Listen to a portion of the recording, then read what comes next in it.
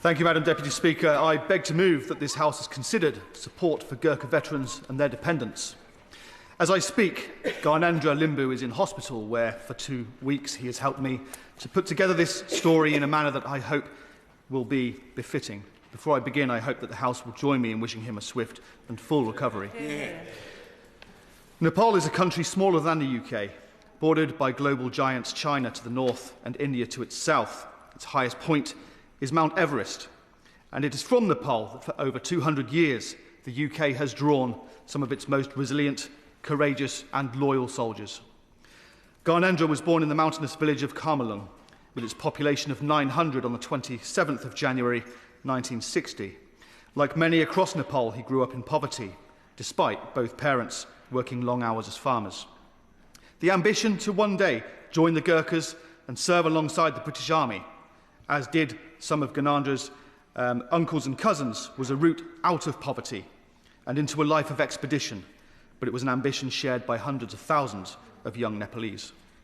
At school, Ganendra excelled in football and basketball, but his English was also exceptional, which would soon prove pivotal to his future. Ganendra travelled to the recruiting centre near Kathmandu and applied to join the Gurkhas in 1977. The recruitment process was robust and highly contested by tens of thousands of applicants. To join a brigade, only 8,000 strong. Ganendra was the only member of his village to pass selection. His parents were immensely proud of their son, but his success also meant that he would soon leave his family behind to travel to Hong Kong to begin 11 months of training. In Hong Kong, Ganendra, with his rural background, learned how to survive in conflict and operate various weapon systems, including the Nepali kukri in hand-to-hand combat. His field engineer training then took him to Kitchener Barracks in Kent, where he trained as a driver and a field engineer. Throughout this period of training, Ganendra and his fellow Gurkhas were vaguely aware of the increasing tensions between Argentina and the UK over sovereignty of the Falkland Islands. On completion of Ganendra's training, he was assigned to the Queen's Gurkha Engineers, which provided the British Army with builders, plumbers and electricians. Ganendra was selected to train as an electrician, but before he could begin his specialist training, on the 2nd of April 1982, Argentina seized the Falkland Islands, 10,000 miles from Nepal, and which Ganendra recalls he could barely identify on a map. Britain declared war, and Ganendra's platoon commander immediately reassigned him to begin pre-deployment training. On the 12th of May 1982, 8 days after HMS Sheffield had been sunk with the loss of 20 personnel, British ocean liner QE2 embarked for the South Atlantic, carrying Gurkhas, Scots Guards and Welsh Guards. 2116-2121 Sapper Limbu and his fellow engineers later boarded at Ascension Island, and he recalls being ordered to prepare to fight immediately on arrival into theatre. But most had never travelled by sea and were constantly sick over the next 11 days. Over the course of the war, to the 14th of June, throughout which Britain lost 6 ships, Ganendra and his engineers remained aboard the QE2, knowing day and night that they too could be attacked. They remained aboard long after the war ended to clear ordnance which littered battlefields across the islands. But Ganendra, he states, was never trained in minefield clearance. On the 1st of December 1982, he was attached to 49 EOD Squadron, Royal Engineers, and deployed by helicopter to Two Sisters Hill. Members of 49 EOD located an unexploded Russian anti-aircraft rocket and began to initiate a cordon. Ganendra was closest to that rocket when it detonated. He regained consciousness several hours after evacuation at Port Stanley Hospital, where he was told by a doctor that he would lose his eye and that his hands and legs were badly injured. He was told that he'd be returned back to the UK for treatment before he passed out.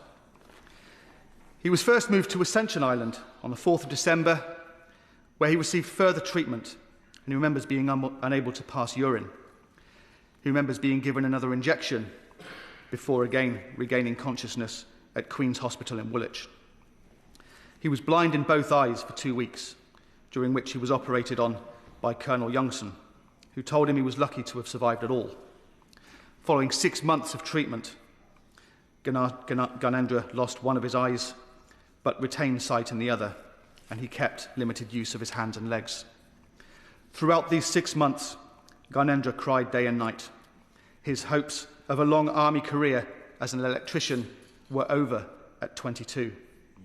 The magician, as described by his teammates on the Battalion basketball team, would never play again, and his days on the right wing of a football pitch were over too.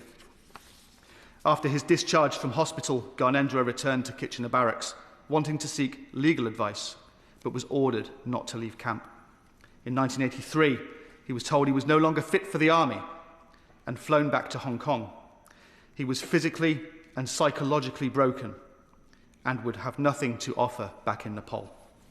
He was offered a partial pension by the UK government, amounting to 40%. It was worth 500 rupees, less than £2.50 in today's money.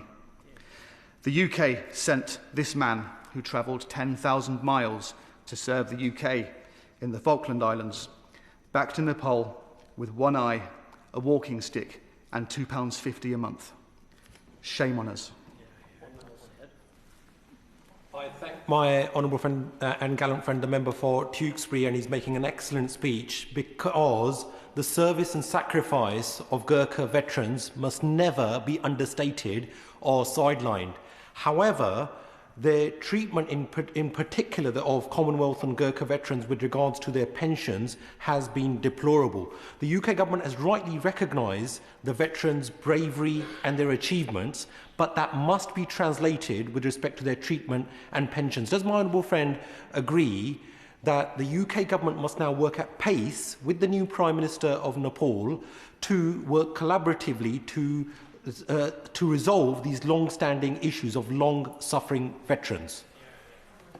I thank him for his well-timed contribution. I fully agree with him, and I'll further state that the Gurkha veterans, indeed all veterans and members of our armed forces, are lucky to have him as the chair of the Defence Select Committee. Further to that point, please. I'd love to.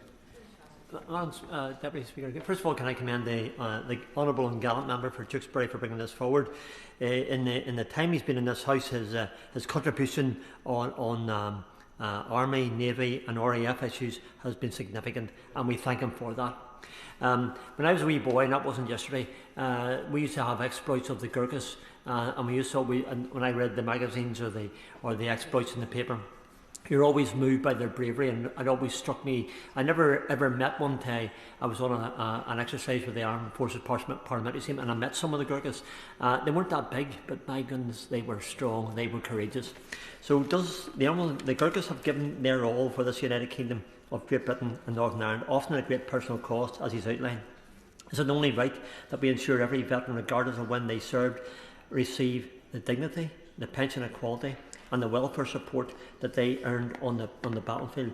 And does the honourable member not agree that words of thanks are just not enough, and that what is needed is practical support, and that has to be demonstrated by our government, and this debate today is the first stage in that battle to make that happen? Cameron Thomas. I thank him, as always, for his meaningful contributions, and I agree with him fully. It also gives me an opportunity to recognise the boost to morale of all of our UK armed forces for the service of the Gurkhas. You know, my prevailing memories of serving with the Gurkhas were just constantly smiling people that always lifted the morale of everybody else they worked with.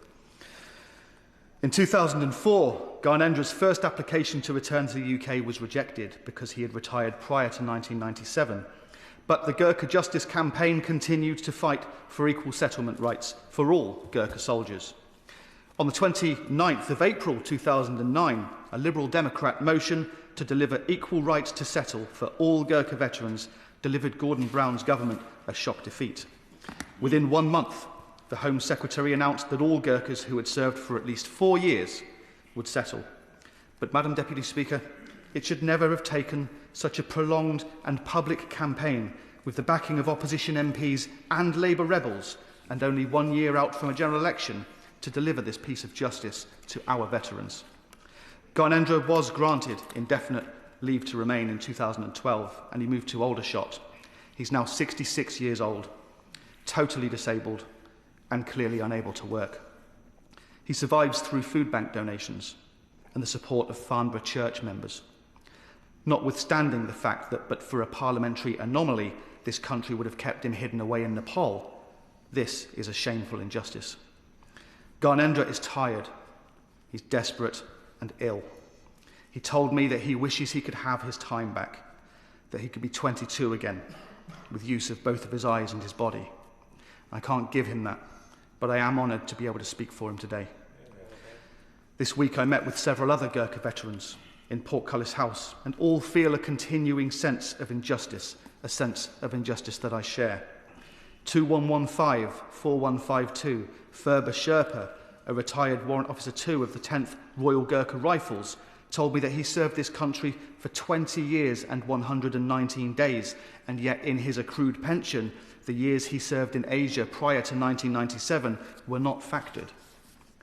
2116-7476, Bimraj Tumbahangfi, a retired infantryman in the 2nd Royal Gurkha Rifles, told me that 18 years of his national insurance contributions collected by Headquarters Brigade of Gurkhas is not recognised by HMRC. His pension does not factor in that contribution. His fellow veterans report the same anomaly. It was further reported to me that Headquarters Brigade of Gurkhas sidestepped pension contributions by paying Gurkhas through local overseas allowance whilst based in Brunei and Belize. Since 2006, Gurkha pensions have been aligned with their comparative armed forces pension schemes, 05 and 15, as they always should have been.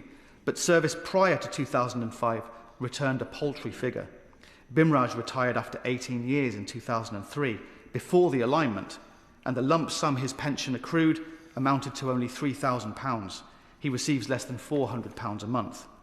The lump sum which was issued to those on Armed Forces Pension Scheme 75 for comparative service, which included Bim's brother, a retired staff sergeant, was £78,000. His brother receives £1,200 as a monthly pension payment. My Gurkha friends recounted this week, at the conclusion of the Borneo Confrontation in 1966, thousands of Gurkhas who had fought and served the UK's interests found themselves superfluous and were discharged from the Brigade of Gurkhas. They left ineligible for a pension. Those who had served over 9 years at discharge were issued a single payment of £360. Those who had served for less than 9 years, £250. Today there are thousands of the descendants of these warriors living in the rural regions of Nepal because they cannot afford even to live in the Nepalese cities. The dependents and descendants of our veterans who left with barely even a historical footnote. I was told by my Gurkha friends that the Home Office, under this government, almost exclusively refuses visitor visas for relatives of Gurkha veterans living in the UK. I was told that since 2019, Department for Work and Pensions rules state that those receiving benefits may only leave the UK for a maximum of 28 days continuously. This timeline is especially prohibitive for Gurkha veterans wanting to visit their families in rural Nepal. It can take over a week to reach these regions, which, having transited the air bridge to a major settlement, then demands journeys of hundreds of miles over mountainous terrain by road and foot. I have some questions for the Minister. I'll put those forward afterwards because I'm conscious of time. I wanted in closing to recognise the dedication of the Gurkhas that I have observed on the part of the member for Aldershot, chair of the APPG for Nepal, who apologised that she could not be here this afternoon. I know that otherwise she would have contributed with a genuine and heartfelt contribution. I thank her for organising and marking a marking of remembrance at the memorial to the Brigade of Gurkhas in November 2025. She offered me the honour of laying the wreath at that service, which I proudly accepted. When I placed that wreath, I took a moment to read the inscription beneath the feet of that Gurkha soldier. It read, "Bravest of the brave, most generous of the generous, never had country more faithful friends than you." I want to believe that comment is genuine, and I want to believe the reasons for the injustices are that they are so numerous, so complex and so historic that they persist not through lack of will, but through lack of understanding. I want to believe that the relationship between the UK and the Gurkhas is one of friendship and not one of exploitation.